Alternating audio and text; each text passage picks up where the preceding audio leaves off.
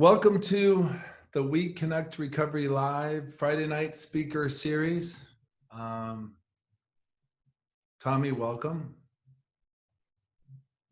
1 month ago, WEconnect Health launched free virtual online support group meetings due to the COVID-19 crisis. These meetings were open to everyone in need of support while being asked to self-quarantine at home, as the recovery support systems were being shut down. Since starting these meetings, Tommy, we have served tens of thousands worldwide, providing up to 8 meetings per day.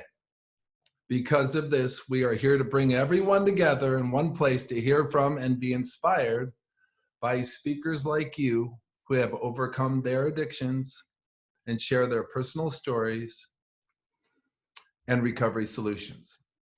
Our hope is that this becomes part of your recovery program, and that you share this with everyone you know that might benefit. For everyone or anyone that doesn't know, I'm Murphy Jensen. I'm the co-founder of WEconnect Health Management, and I'm also in long-term recovery from substance use disorder, alcohol use disorder, and pretty much anything else that has the word fear attached to it.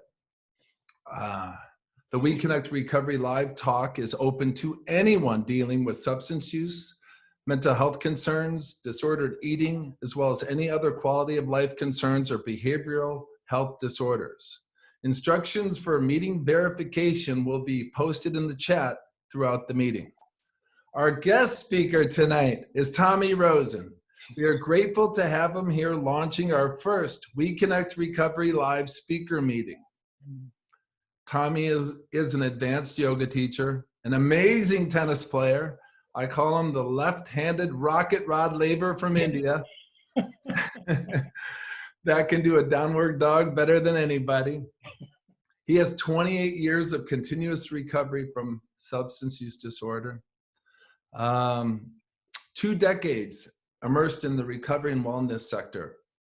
He's the founder of Recovery 2.0's global community, and author of my all-time favorite books, Recovery 2.0. That book brought us together.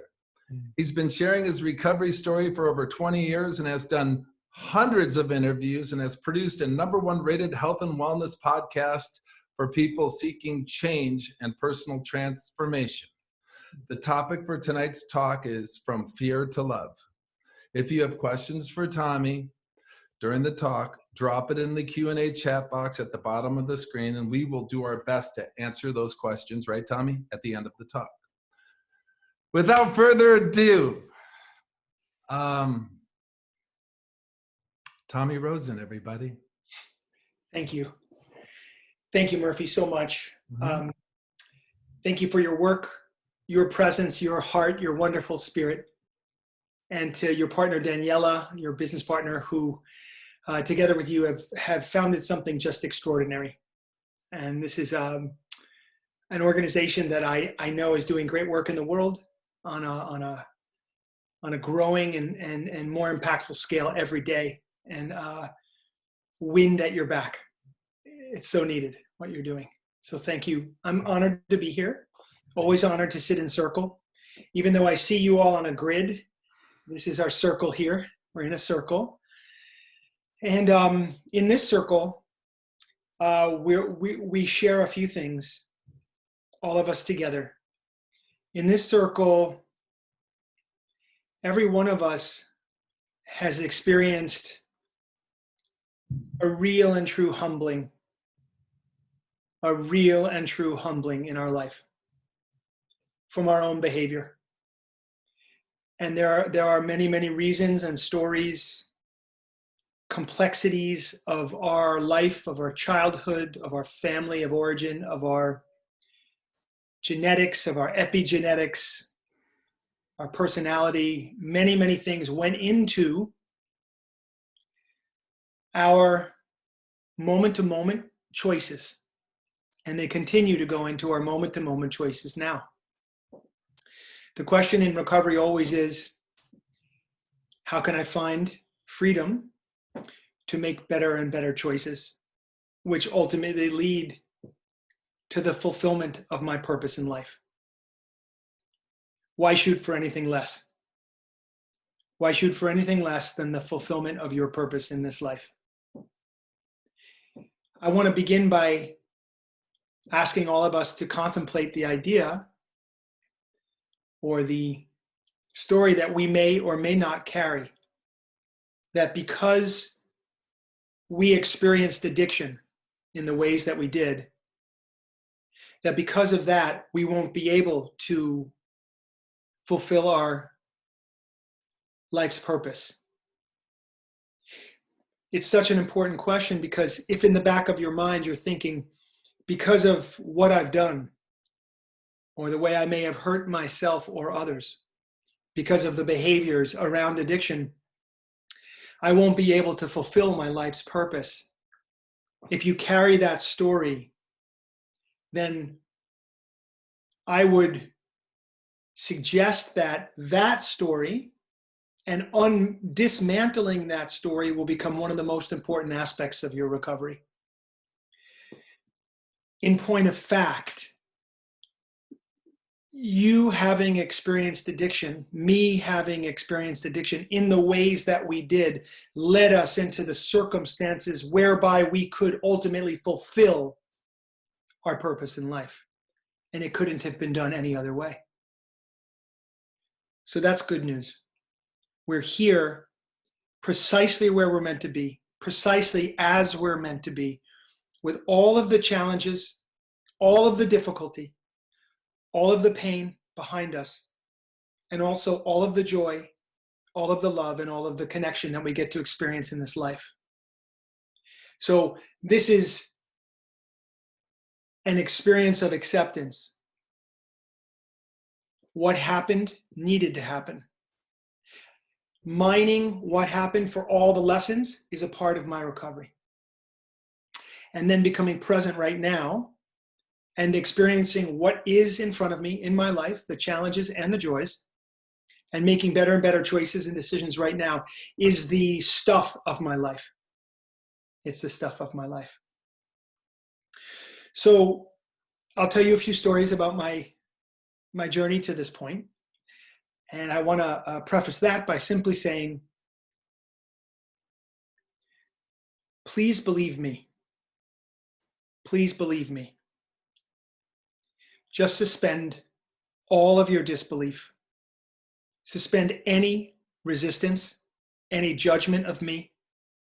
Just believe that I only want to support you in the unfoldment of your recovery in your life. That's all I'm hoping to achieve here. That's the purpose of my life at this moment. So,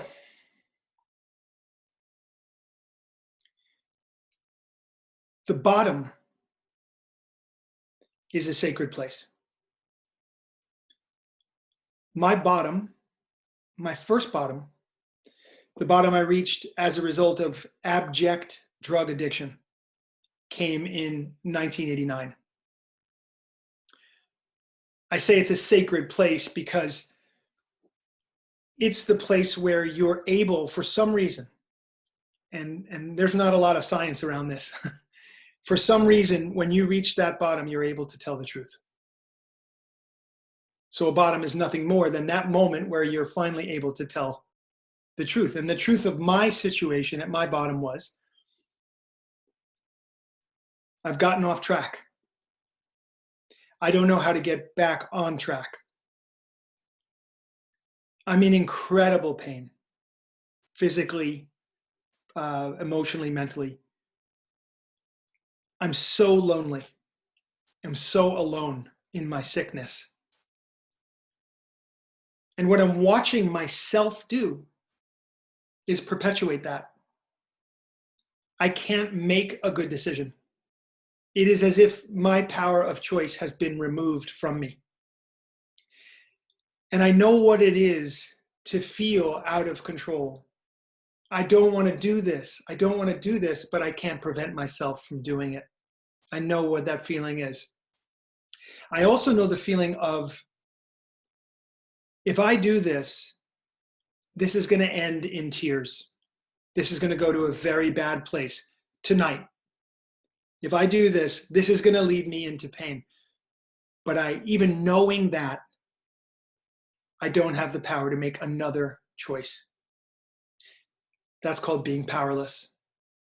In that moment, I have less power than what is necessary for me to overcome the predicament of my addiction. We set out on a path to find more power. We can just break it down like that.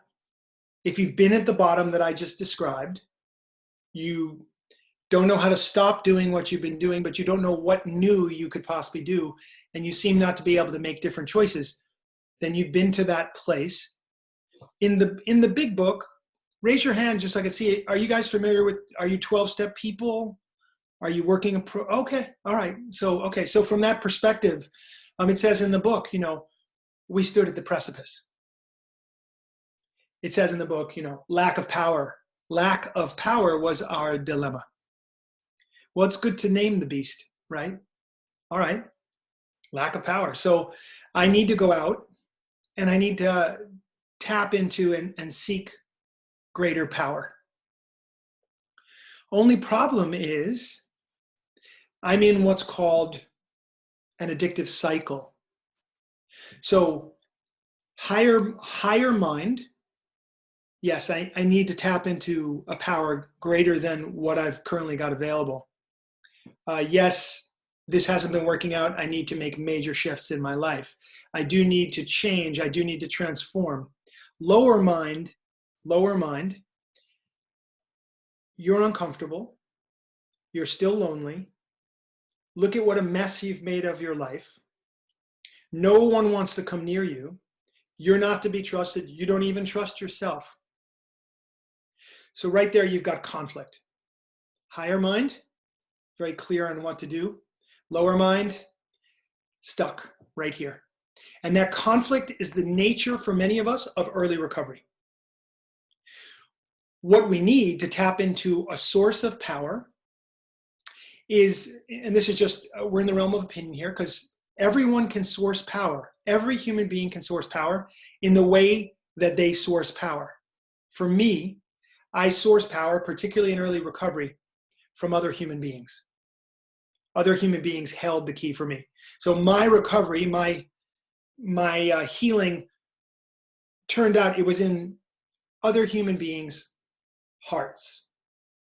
Other human beings, in their heart, they held the answer to my problem. That's an interesting setup. I didn't understand that, of course, at the time. And so I went off to treatment, unknowingly seeking greater power to overcome this problem. And the first 2 weeks in treatment were me against them, as I had always been. It was me against them.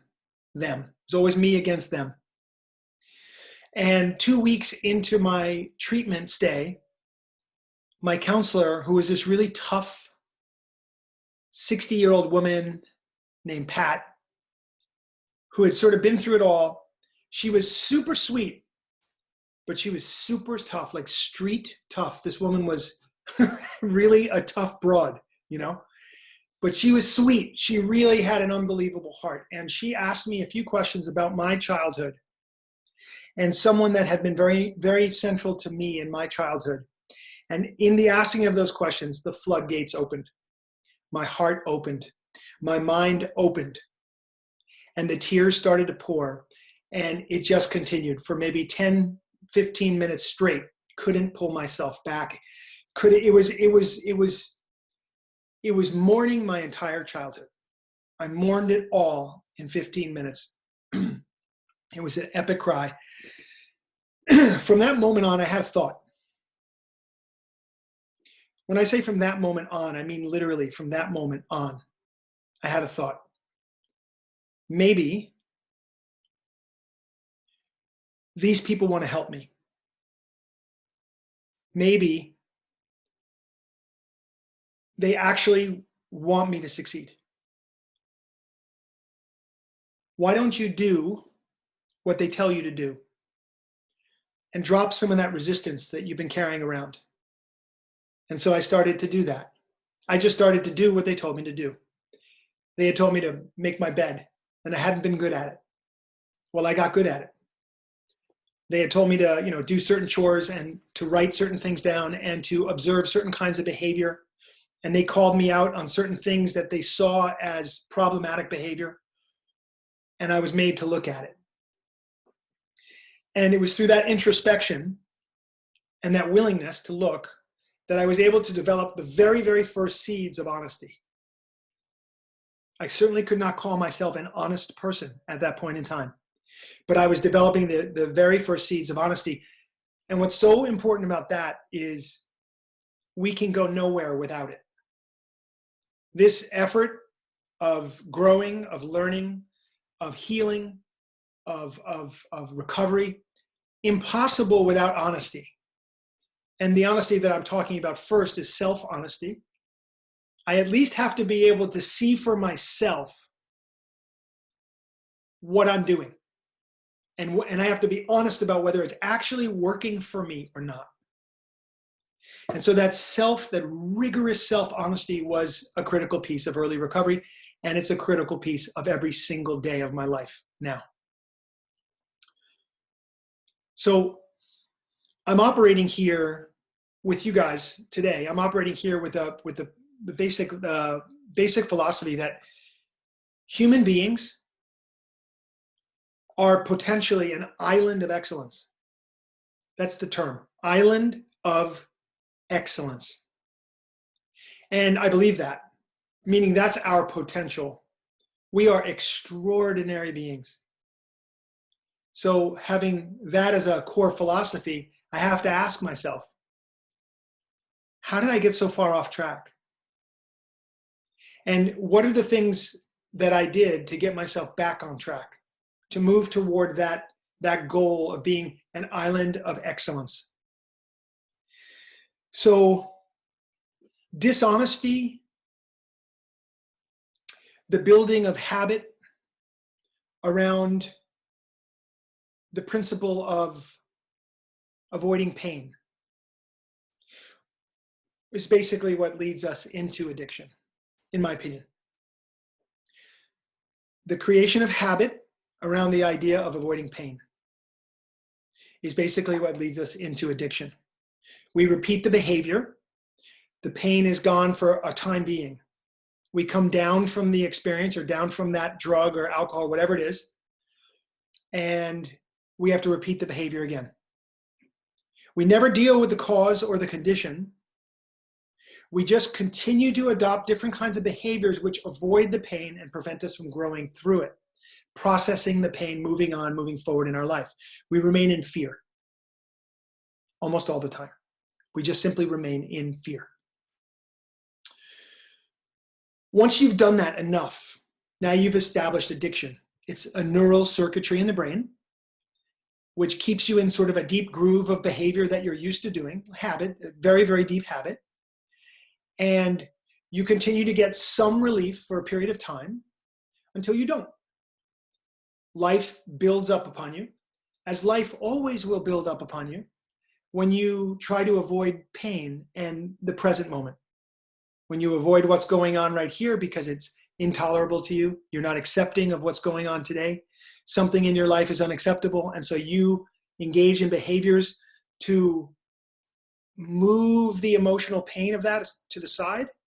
When you do that, you're moving yourself into the stuckness, the sincere stuckness of addiction, and it's just all about fear. What are you afraid of? Well, most of us are afraid of just stopping to look and see what we're afraid of. And most of us, when we actually stop to look and see what we're afraid of, we say, we really have this moment where it's like, oh my God, all right, I can't believe that for 15 or 20 or 30 or 40 years, I was running from that boogeyman. That when I finally turned around and I looked at it and faced it, I was able to move through that. And it has been driving my fear and driving my behavior for maybe an entire life. Painful, unnecessary. And it comes back to that awareness of, am I avoiding pain? Is there something bothering me? What is it? How can I look right at it and with love and support, process through it, learn from it, and then move on to the next thing? That is the day-to-day process of our life in recovery. So again, a human being is an island of excellence. You understand what you're capable of with your mind. Unbelievable creativity. Unbelievable creativity, unmatched creativity. Seriously, you put your mind to anything and you can begin to move towards the creation of it. Think about that. A thought can become a reality just because you thought it and then brought emotion and energy and action to it. And then so this is this excellence that we're talking about. The addict, the person stuck in addiction, is no different. Unbelievably creative beings we are, stuck in our addiction, unbelievably creative. I've said, there's nothing more creative than a heroin addict who doesn't have any heroin on them right now. Nothing more creative than that person. Have you seen it? Have you been that person? I have been that person.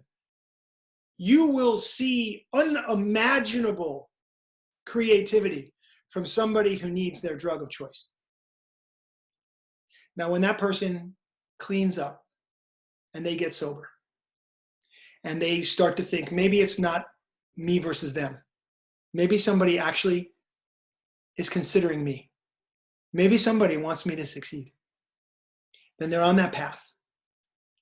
And now they can begin to use that same powerful mind, that same powerful, epically powerful mind to create something extraordinary on this life of recovery. So that first bottom that we all experience together, I call that the bottom of desperation. And we talk in the program about the gift of desperation, G-O-D, the gift of desperation. And in early recovery, what I was told through the 12 steps, I went to Hazelden up in Minnesota, and while you're in treatment, they took us through the first 5 steps. And when I got out of treatment, they said, you have to continue this work. You're going to need to go to meetings and, build a life of recovery. Well, it's an interesting thing about desperation and getting sober or getting onto any spiritual path because you're desperate in life and your desperation in life moved you onto this spiritual path. It's an interesting thing. It's a good way to get sober. Not such a good way to stay sober. Because what happens? Your desperation goes away.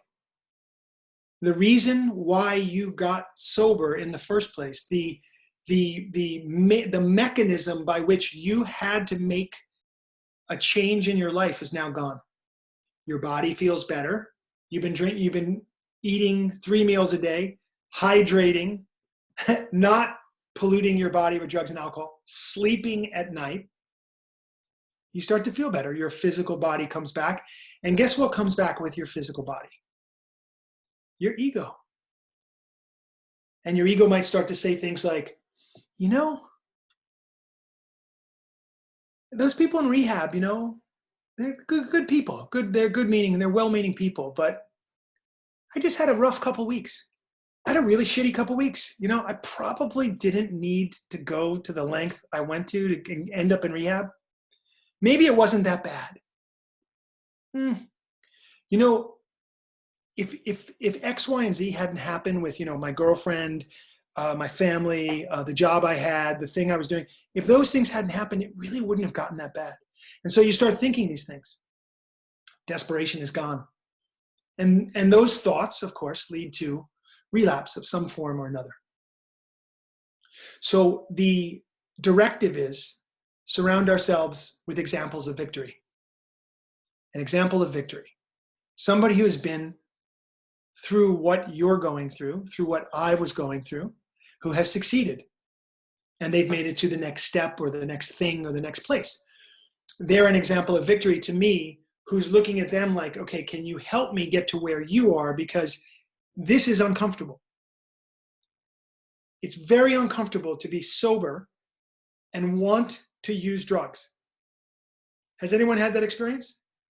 Anybody? Yeah? Okay, yeah. Very painful place to be. Maybe the worst. And so when you're there in early recovery, you have to be surrounded by these people who can say, I understand. I understand. I've been there. I know how that feels. And you find those people in places where people get sober, which is usually, mostly, to a great extent, 12-step rooms. And you create fellowship in these 12-step rooms, and hopefully somebody very smart says to you, you know, it's not enough for you just to go to meetings. You really, really have to work these steps. And hopefully you listen to that person the same way you decided to listen to the people back in rehab, and you say, okay, show me what to do. I'm willing. I'm willing. So let's say you have been willing and you've been blessed. If you have that willingness, you've been blessed to have that willingness, and you start to do the work. The work of the 12 steps, which is individual, subjective, right? Everybody comes into it in their own way with their own preconceived notions, and they're shown the work by a particular sponsor who has their own approach to the work and their own preconceived notions. But the 12 steps, have you noticed, has anyone noticed that they're actually genius? Has anyone seen that? I want a show of hands if you've seen what I'm talking about. Okay, we're on the same page. Genius. Genius. It's not a question of statistics like, oh, you know, there's a 5% success rate in, no. There's 100% success rate. 100. You just have to work it and not leave until the transformation, the thing happens for you. It always happens for anybody who seeks. That, if you seek earnestly, you will find. That is a spiritual axiom in this world. It always, always happens. And I used to sit there with my sponsor and all of his friends. When will it happen for me? When will it happen for me? I see you're enjoying your life. I am not. I'm in my mind. I'm stuck up here. When will this happen for me? And they said, it will happen for you. Keep coming. Keep doing this work. Read this. Write this. Go help that person. Open your mind up to service. Open your heart up to service. You're thinking about yourself all the time. It's a habit. It's okay. So we're going to train you into a new habit. And they said, it will happen for you. But they said, when it happens, you won't realize it's happened. You will not realize it's happened for you. And they were right. About 18 months into my recovery, I had really been working the 12 steps for about 9 months in earnest, like really, really doing the work. And I had completed my 9th step, by the way. I woke up one day and I recognized that I had not thought about using drugs or alcohol for a very long time. I couldn't remember the last day when I actually had the thought, like, I want to use. And that was 27 years ago. So I'm 28 years now. That took about a year and a half. So 27 years ago, the thought of using drugs was removed from me, and it has never, ever returned. That's remarkable. For me, there was more work to be done. And this is really important, and I just want to share this. I think I have a few more minutes, and I want to be available to answer any questions for you guys. But in the absence of drugs and alcohol, something came up for me. I'm going to refer to it as codependency. Unskilled in my relationships with women. Very unskilled. Create a lot of pain, a lot of dishonesty. I was the type of person who, if I was single for a minute, I'd be comfortable with that. And I could, pursue anybody, be with anybody who wanted to be with me, and have that freedom. But what would happen for me as a single man is I really, really wanted something deeper, something more profound. It wasn't comfortable for me to sleep around and just play that game. And so I would inevitably get in a very involved relationship with somebody. And I really was in some beautiful, beautiful relationships with some really amazing women.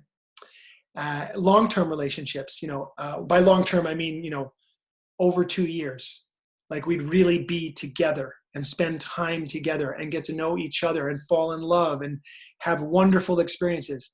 And I could find absolutely no lasting peace.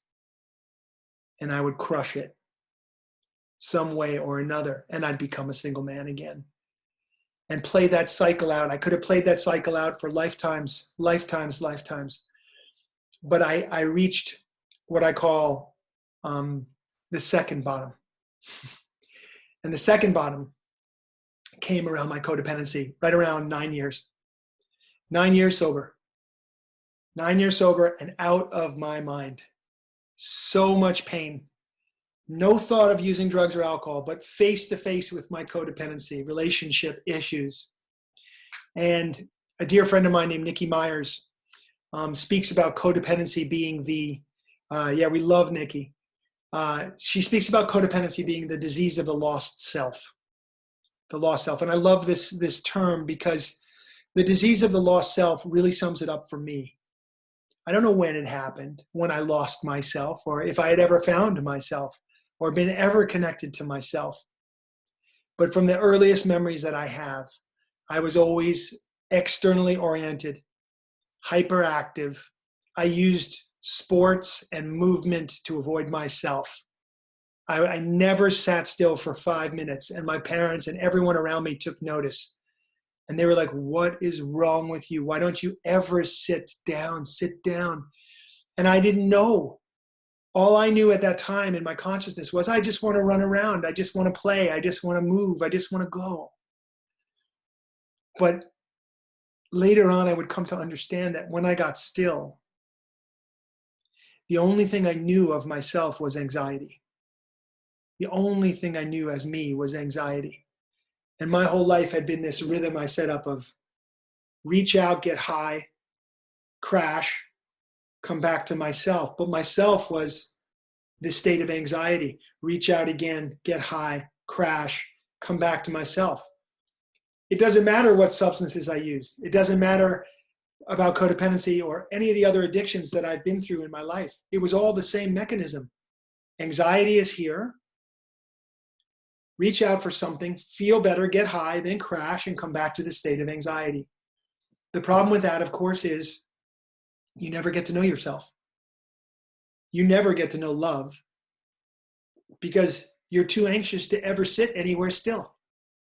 Whether you're single or you're married or you're with a partner or whatever your deal is in a relationship, you can't find any comfort because you can't find any comfort, period.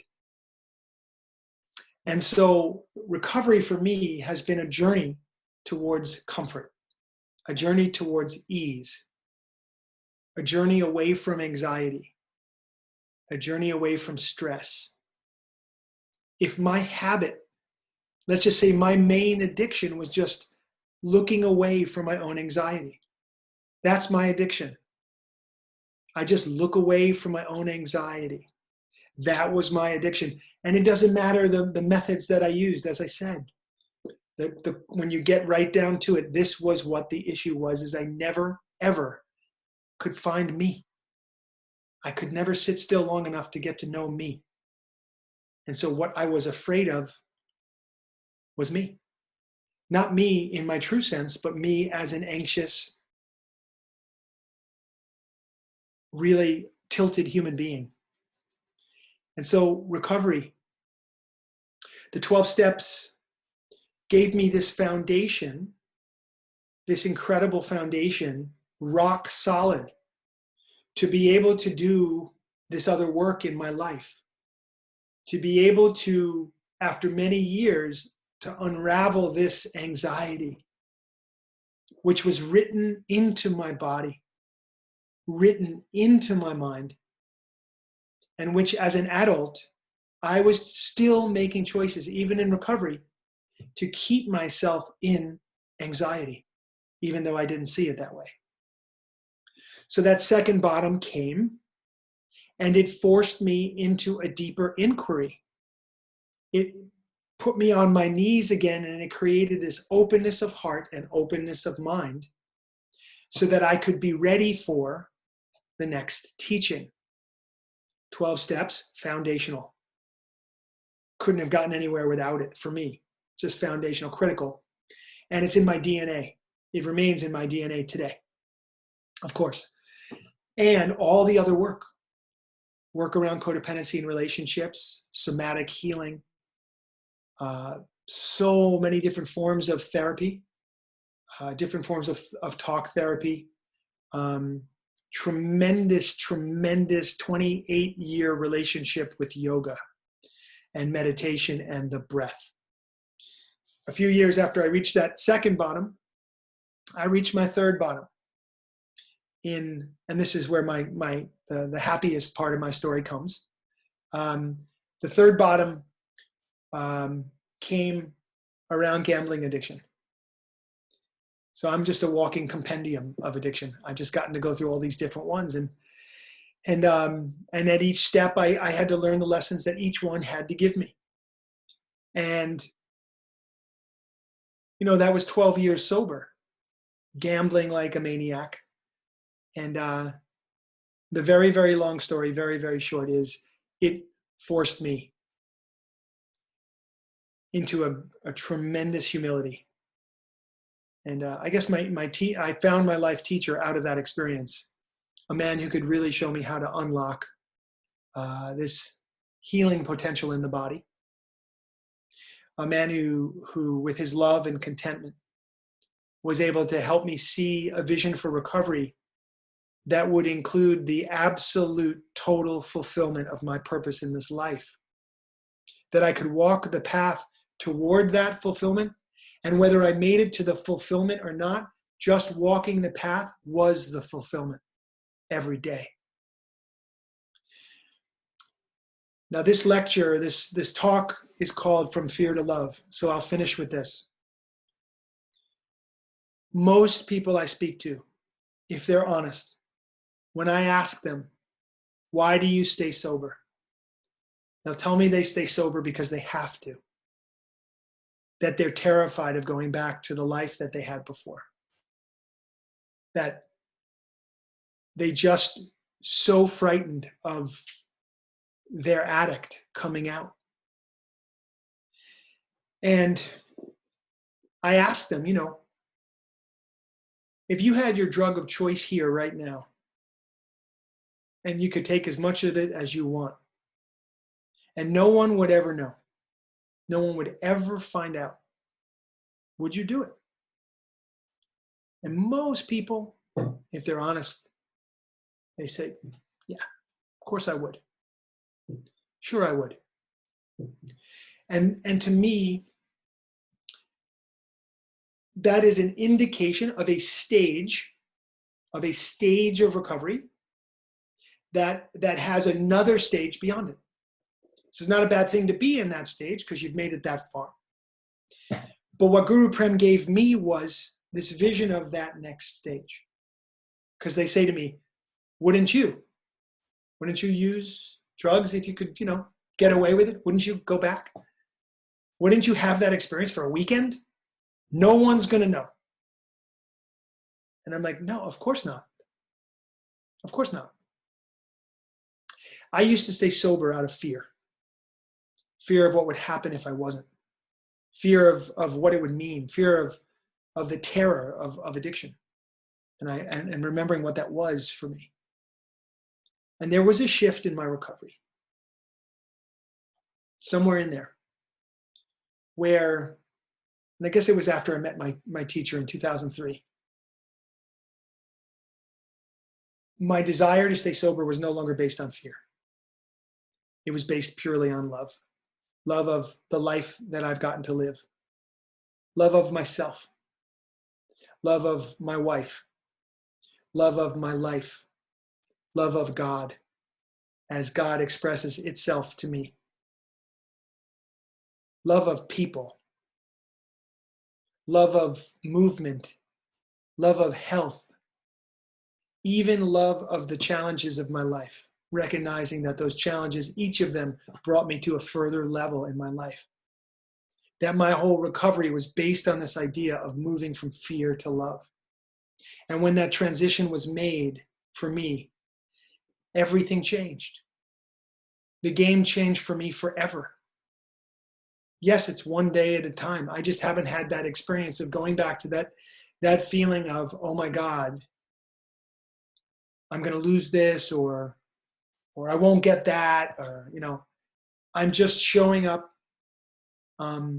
There's a big sign on my head facing the sky, and it says open for business. And you know how I know I have that sign on my head? Because I'm busy. I'm busy doing what I'm supposed to be doing. I know that because it's energizing to me, not depleting. There's things in my life that are depleting, and I know that those are things in areas where I need to work.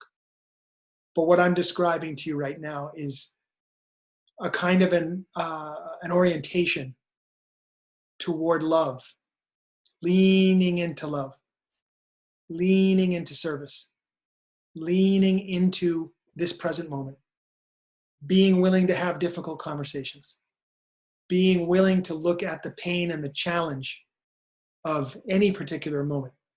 And right now, let's face it, we've got a lot of things to look at. Even this virus, it's worth mentioning right now. This virus, the way I'm going to see it, and this may rub you the wrong way, or you may completely get this. I see this virus as an absolutely benevolent force in this universe. Absolutely benevolent. And sometimes benevolent forces take life, because we couldn't have known what would have happened otherwise. Because we couldn't have known. In my life, the great fear back here for people who grew up when I grew up, nuclear war. It was always going to be a nuclear war. How are we going to change? Revolution, war, violence. That's how it was going to happen. And along comes this virus. And rather than millions of people dying at the hands of other human beings, we're going to lose thousands of people, and that's a horrible thing. And this virus has slowed us down and has stopped us in our tracks. As a society, we have been out of control, wrapped up in addiction of every kind. And I speak for everybody.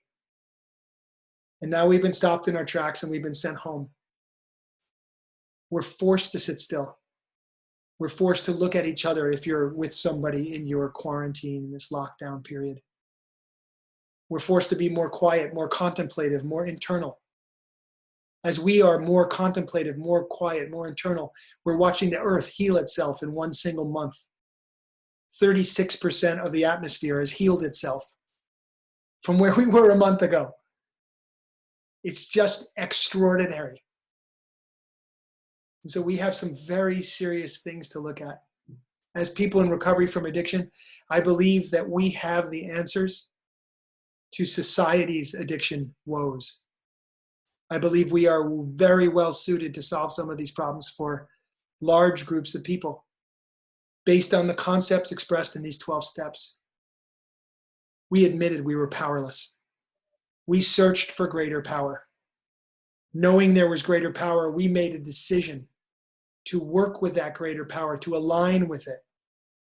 And then we did our personal inventory work, and we looked at where we had made mistakes and where we had held on to resentment, where our fears were, how we had messed up. And then we set out to get in right alignment and to tell people to their face that we had made a mistake and we wanted to try to make it right by them in whatever way possible. Can you imagine if we did this in this world? And if it was all just simply about getting us ready simply to be of service to another human being, that was the whole point. Well, this is what the virus is telling us right now. Serve the emerging paradigm. Serve the emerging paradigm. Don't try to save this world. Its systems are broken. We'll build a new world together. Serve what's coming. Serve what's coming. And the way we do that with our recovery. We do that with our step work. We do that by orienting ourselves towards service. It's all the same things that got us sober in the first place.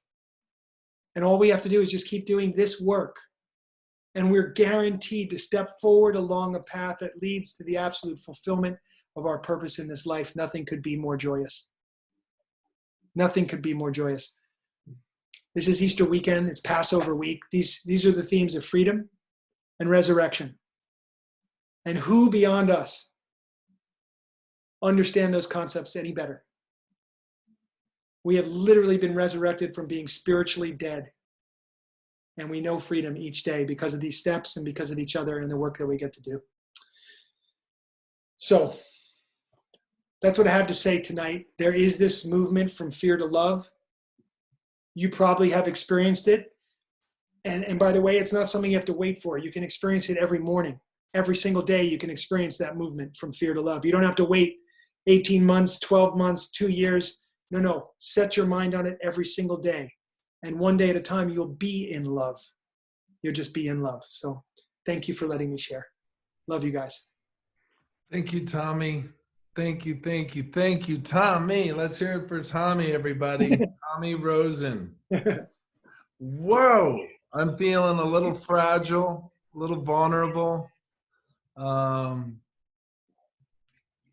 Since the moment we've met, I felt a connection with you. As a friend, as a fellow traveler on this earth, with or without recovery, you're really meaningful to me, and I'm really speechless. And you know how some about you. So we're going to do questions now from the amazing attendees that came tonight. The first one I see in the chat box there is, Tommy, when you speak of anxiety, do you think it's manifested in the mind with the stories we tell ourselves, or is it based in the chemical imbalances in the physical brain? It begins in the mind, and it also works in the body. We have to remember that the mind and body are a unit, inseparable from each other. It's not like, oh, there's the mind and then there's the body. It's one thing. But the mind, the thought process, the way that the mind works, it first creates the reactions in the body in terms of hormonal reactions, chemical reactions. So it's going to be mind first, and before the mind, by the way, it's going to be the energetic body. Energetic body to mind to physical body.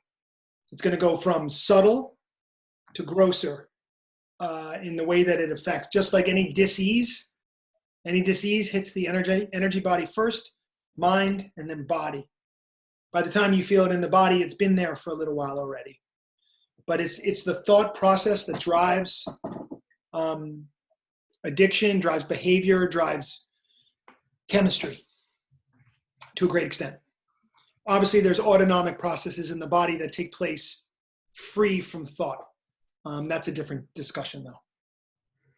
Okay, let me see if thank you, Tommy. Here's one. What sort of morning practice do you do upon awakening? And how has that changed over 28 years? So morning practice is, to me,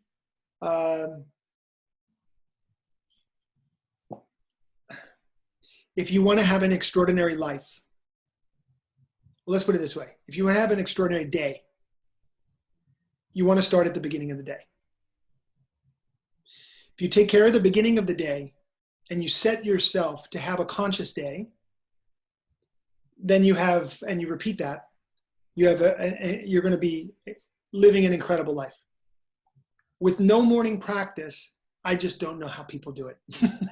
Yeah.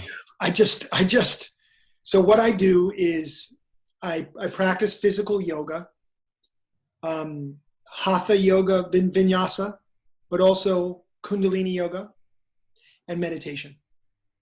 I love to chant and sing. And so I'll often do a meditation that involves chanting. And the chanting and the mantra, chanting of words, is extremely calming to the mind. And for my mind, as you've heard and as you know from personal experience, it's really, really important for me to calm the mind and to set my consciousness needs to run the show, not my mind. My consciousness directs my mind. My consciousness directs my mind. The mind serves my soul. The mind serves my heart.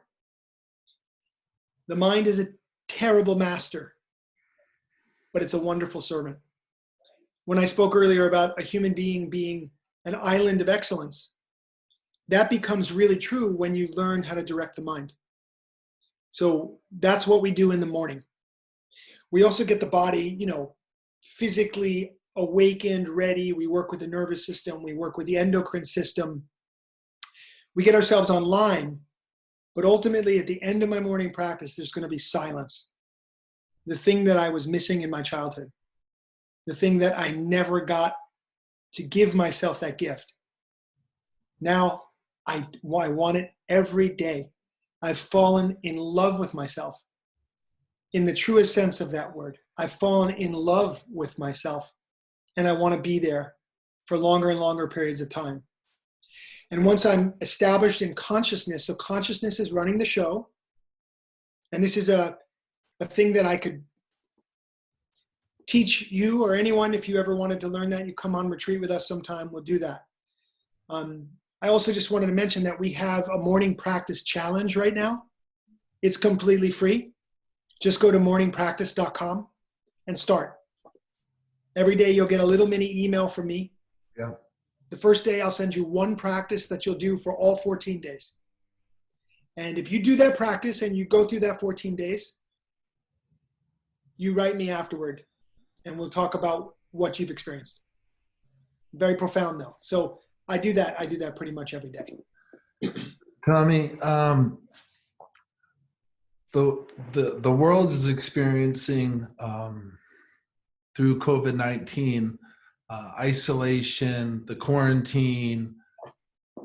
Life seems pretty overwhelming for a lot of people. You turn on the news, fear, fear, fear, fear, fear. And in your talk, you talk about that is a root symptom for a lot of us that find their way through pain, the rooms of recovery or on the recovery path. And when that pain goes away, what are some tools, that we can do, and you mentioned to me last week on the phone, and I've seen you post this, what does COVID do? Can you explain that? Sure. So I want to tell you a very quick story. In the Himalayan yoga tradition, it's a yoga that literally came out of the Himalayan mountains. They have a long history of people who have done extraordinary practice, years and years, literally by themselves in caves, that kind of thing, except it's not made up. It's like they really do that. And so there have been many masters, men and women, over the years who have dedicated themselves to a practice of meditation by themselves. And people bring them food every now and then. They forage for some things. And, it's supernatural to us, but it's not, it's very doable, and they do it. So there's a very famous and wonderful story of a Western person seeking out this particular master who had been up in a cave for 9 years meditating. And this Westerner goes through this unbelievable ordeal to get to this guy, literally climbing up into the winter, it's cold, climbing up in the mountains, finally finds this guy's cave and presents himself to learn from this guy. And when he gets there, the master is sitting there in meditation. And he senses the presence of this Westerner, and he decides to come out of meditation. And the first thing the Westerner says to him is, You must be so lonely. Up here, all by yourself. And the master says to him, in my meditation, I'm complete and I'm one. But now that you're here, I'm lonely. And it is such an important story. And it goes back to the boogeyman concept I was speaking about earlier. If you want to stop being afraid, then sit down and be still and close your eyes and don't move for a while. And just follow your breath and watch your thoughts come and watch them go. And watch your emotions rise and fall. And don't react. Don't move. And do that every day for a little while. And get to know yourself. And in a very, very short period of time, you're going to realize that there was nothing to be afraid of. And you're going to start to have a way of being in the world that simply affects people because you're there.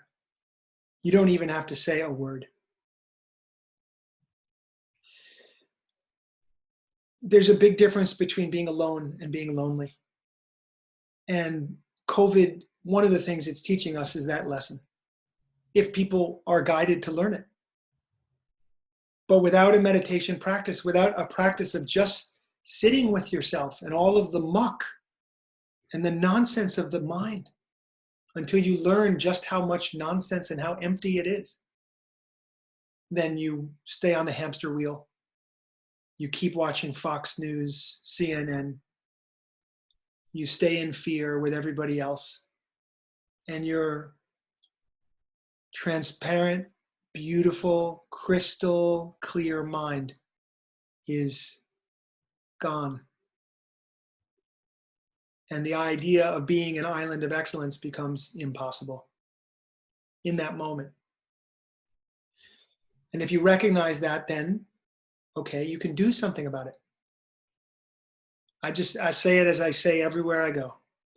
There's nothing more you need to learn about this virus. Don't watch the news anymore. Do your social, your physical distancing. Take care of yourself. Be hygienic. Boost your own immune system. Eat good food. Rest. Take this time. I'm sleeping 10 hours a day like a baby right now. It's delightful. Oh my God, it's so wonderful. I feel so centered in the rest of it.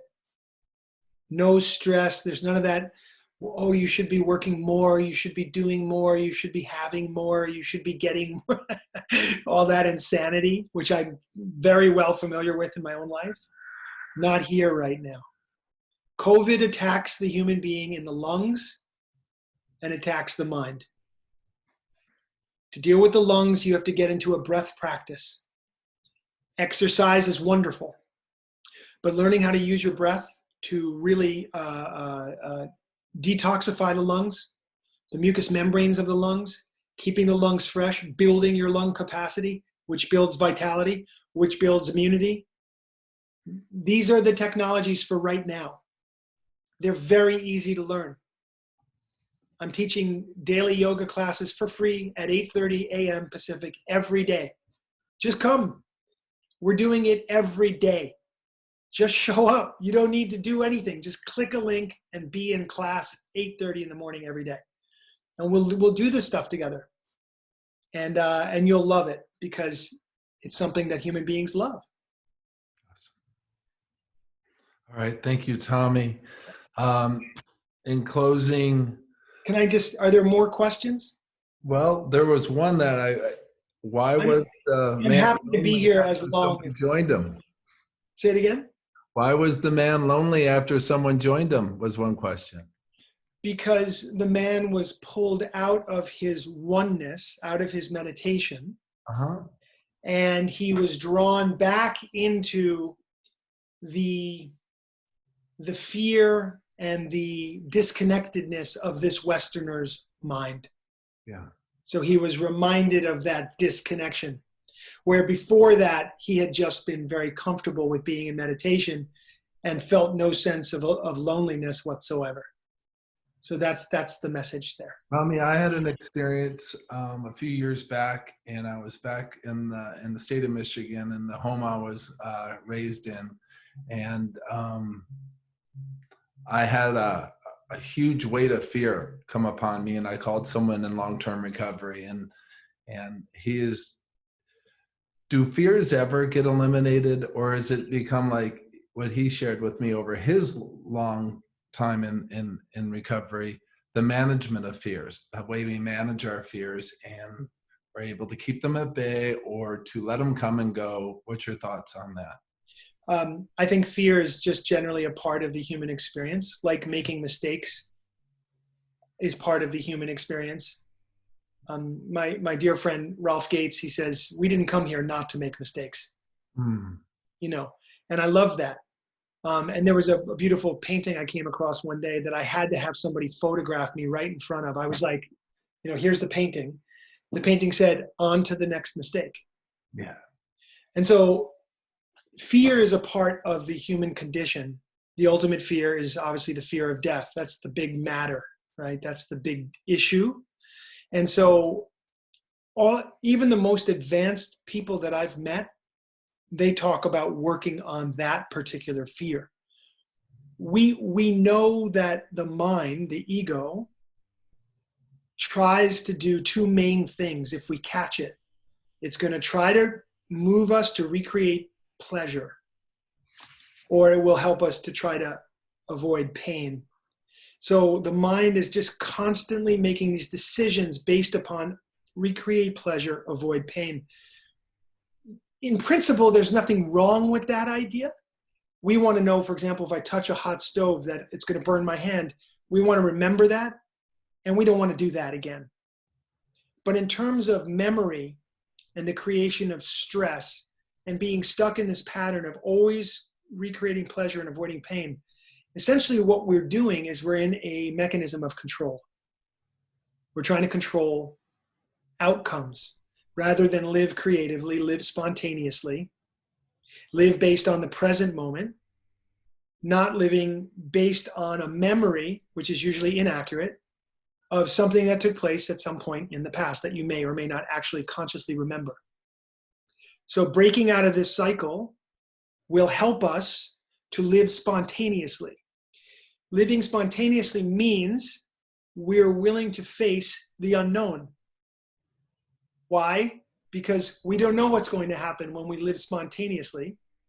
But when we try to recreate pleasure or avoid pain, we know what's going to happen based on what's always happened.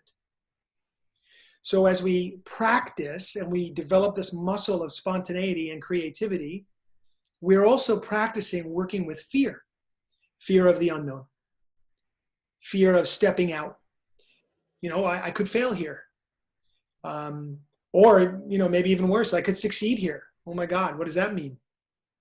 So we're always going to be in that game, but the answer always is practice. Practice, practice, practice, practice again. Like my tennis game. Well, look what happened. Yeah. It worked out. Yeah, and then I stopped practicing and started losing. I'm going to end it with the people we serve the most here at WEconnect. It's the people in early recovery. And I even have a question here. Those folks in that first year, it's not easy. A lot of people are in sober living homes, in treatment centers right now. There's a question, I'm not sleeping well and have trouble getting going in the morning. That was me in my second or third treatment center detox. What can you share with them with sleep trouble or early recovery? Yeah. Last question. Okay. So much to say on this. First thing I'll say, just being extremely practical, understand something about yourself if you're in early recovery. That you've been taking drugs and or alcohol or behaving in addictive behavior kind of ways, and it's created this visceral feeling of impact, like impact, okay? And so now drugs and alcohol have been taken away. And that impact that you've gotten used to bringing into your life whenever you wanted is gone. So psychologically, in the body, the somatic reality is I'm looking for impact. And so what I noticed about a lot of people in early recovery is they practically overdose on caffeine, so that they engage in a lot of adrenaline-like activity, which is neither good nor bad. Understand? I'm just saying that it makes sense to me that you would go after behaviors that deliver an impact. So if you're drinking a lot of caffeine, smoking cigarettes, getting involved in, adrenaline-like activity, staying up late at night to 2 o'clock or say 3 o'clock in the morning, you haven't yet established, let's just call it a more healthful rhythm. So what we're looking at here is the establishment of a lifestyle that can ultimately lead to a much more comfortable way of being. But we have to work with you because your body still wants impact. And so the way to get that impact is through a really strenuous yoga class, getting into athletics, doing with medical and nutritional support from a nutritionist, getting into certain regimens with regards to food, helping yourself out there. And then you're going to be able to get into a rhythm that's going to allow your nervous system to release at night. So that's like just going down to the very practical. Another thing I could tell you is that there's a beautiful and I find very powerful breath meditation, which I can tell you how it's spelled, and you can Google it and you can look it up. It's Shabad. It's SHAB as in boy, D as in David. Shabad Kriya. KRIYA.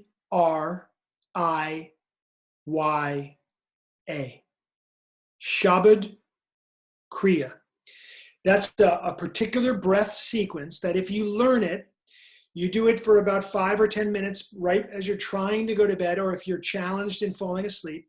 And trust me, you're going to be able to and even if you don't fall asleep right away, it's really good for you, really calming. So you can't lose with Shabad Kriya. So try that.